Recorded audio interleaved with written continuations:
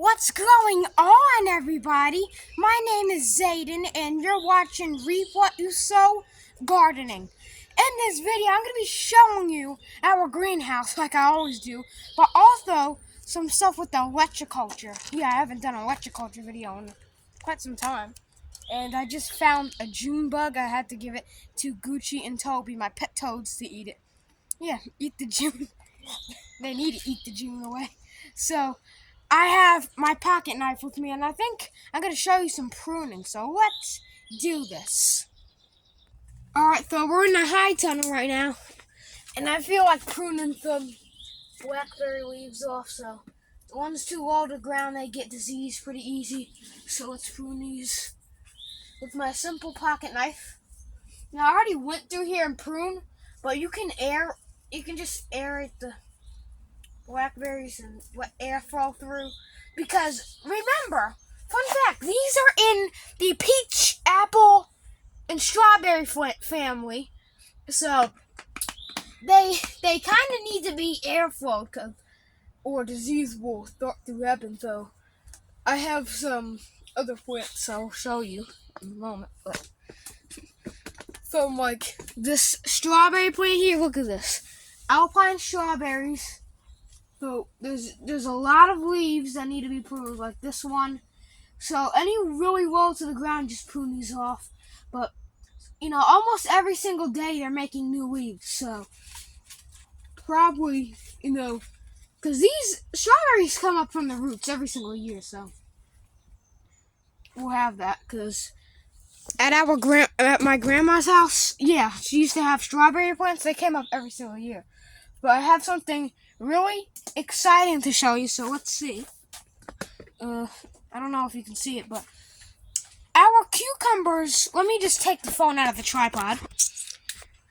There's tiny little that's a cucumber female flower on the vine. So they're also flowering like mad, because look at this. If I can walk around the what is that thing, sunflower, this triffid pumpkin vine here. That's a straight neck squash. Let me show you the cucumbers. That's cucumber flower. That's a male. So hopefully we'll get some nice cucumbers, because I absolutely love those things. Those are so delicious. And if you don't like cucumbers, then you are missing out.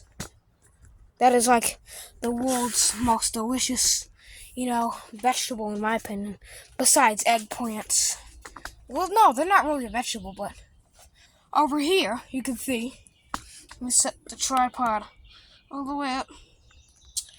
If I move this leaf out of the way, this is our spaghetti squash plant, so I had to hand pollinate this female flower. So it looks like it's growing, really nice. This is the second day. So I had some troubles growing spaghetti squash and the female flowers, but actually, there's even sweat bees. Now, before you start vomiting and rolling in your grave right now and start vomiting everywhere, sweat bees, the reason why they're called that, they're attracted to human sweat, okay? And you might be saying, bleh, but it's not really disgusting. They want the salt out of it, so we're also going to be putting if you haven't watched the How to Kill Fleas video on my channel, go check it out, if you're interested, of course. But I'm going to set up a flea trap in here, so we can see if there's fleas in the greenhouse, and just to catch mosquitoes and stuff, because I don't want them. But we do have to be a little careful, because we have sweat bees. I don't want to hurt the sweat bee, though. We gotta hide it somewhere, like really low to the ground, so the sweat bees don't get killed. But that in there is a sweat bee, and it's pollinating, or eating the pollen of the spaghetti squash plant.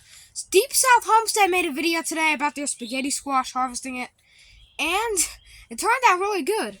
So they had electroculture spaghetti squash, and this over here is electroculture. So there's an electroculture rod in there. So what happened was, I walked out here yesterday. I watered all my plants in the greenhouse as usual. But one thing that got me, saying, oh my God, was that this pot in here, this spaghetti squash pot, bone dry. I had to soak it for like 30 or 40 seconds, probably a minute, to soak it completely until water runs out the bottom of the pot. So that's the reason why these are growing good now, because of all the water. And we even have our friend, the firefly. We call them lightning bugs here down south, but some people call them fireflies. I mean, I think I call them lightning bug. Or you can call them Mexican taco bug. I like that name too. I'm a Mexican taco bug. That's really nice. I love that name. I love that name as well. But this over here is our squash or pumpkin plant. I don't know what this is, but it's in the cucurbit family, which is pumpkin squash family. I think it's some type of pumpkin. I don't know if it's a spaghetti squash. Probably not, because look at the spaghetti squash leaves. Kind of zucchini-ish. And then look at this. This could be a butternut pumpkin hybrid or we don't have Cherokee tans here. I don't eat that, but it can also be a butternut squash, or maybe this can be a no, butternut have like small leaves. Maybe it's a porcelain doll, but we only have one porcelain doll seedling. I don't know, but sweat bees love pollinating this thing. This thing is beautiful. So we used to have peas in the greenhouse, and a moth just flew on my eyeball. Ew. But our tomatoes are starting flowering. They're making trusses. Oh yeah, I feel so much, welcome from saying tomato truss. Haven't said that in over a year. When I first started my channel, look at the tomato trusses on my tomatoes. My tomatoes. Yeah. So a truss is on a tomato. This part with the flowers, these will individually become tomatoes. So we even have, I think, some type of straight neck squash, but it's rotting on the vine. Let me just do that. But look how big our sunflowers are. Look at them. Huge sunflowers. Gigantic. So we even have tomato seedlings, some pimento peppers, watermelons. I don't really have faith in them. I mean, watermelons here go horrible in clay. I mean, look at this. Look at this. So we even have a tomato sucker, pineapple tops growing. Even the fig cutting here is growing a little bit. And we have mangoes. Yes, you can grow mangoes and pineapples in the greenhouse. A big fig cutting, which is growing. Some cilantro. I don't like the smell of it, but I like it flavored. But we got some tomatoes, basils, persimmons, a citrus tree I have to keep in the shade underneath this spaghetti squash. Permaculture, guys. Permaculture at its best. Because this thing, yesterday, I've never saw a citrus wilt their leaves in full sun. I just never saw that, but we got this. No, this is an orange tree. Did I say lemon? Sorry, this is orange. It's not a lemon. So we even have zucchinis. A can of lily seed that came up in my pumpkin patch. I don't know how the heck it came up. But my neighbors have canna lilies, which are in the ginger family. And last year, I think I took some seed. So I planted it. No, I just threw it on the floor, on the ground. And I guess it came up this year, so we got a little canna in here. I don't even know if we have room for a canna lily, because I might have to take that out, because they spread via rhizome, like ginger or turmeric or galangal does, so you gotta be a little careful. This cucumber here is for the, these are national pickling cucumbers, by the way. This is for the new project that we're doing on our homestead here. Just to, you'll see that video when it comes out, but I put on my community, all the parts keep getting delayed. Keeps getting a day longer, So I guess we're just gonna have to wait. But I really want to show this cabbage to you, if I can move to this triffid pumpkin vine. Ooh, I can't even move. I'm scared.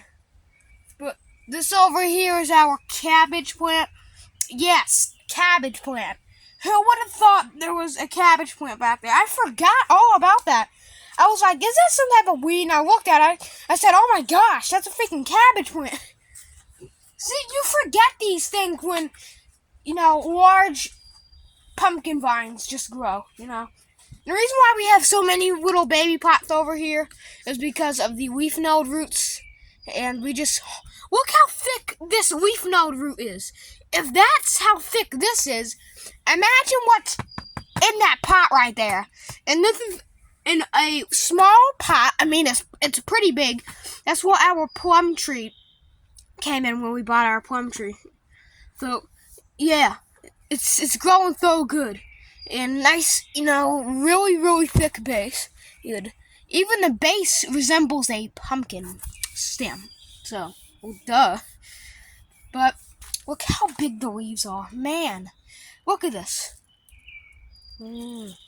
Beautiful, beautiful. Work of art that God made. So I actually have faith in the squash. Because look how big it's getting. It's getting pretty big. So I had to hand pollinate it. I think it's working. So I'm no longer just going to scream and cry about, unpollinated pumpkin. But, it's still green. What happened was they were turning yellow. Alright? They were turning yellow before they got to the yellow size. Okay? These grow green and then ripen yellow. Okay? They ripen yellow in the later season. This turned yellow at the size. Another one. This was over, I think, over here.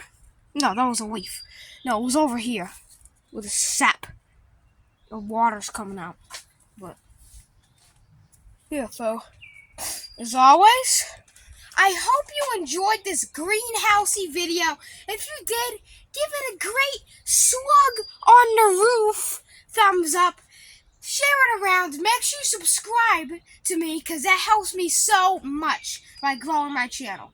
Thanks for watching and keep on growing. And if you have any questions why I say keep on growing, no, this is not epic gardening. This is reap what you sow gardening.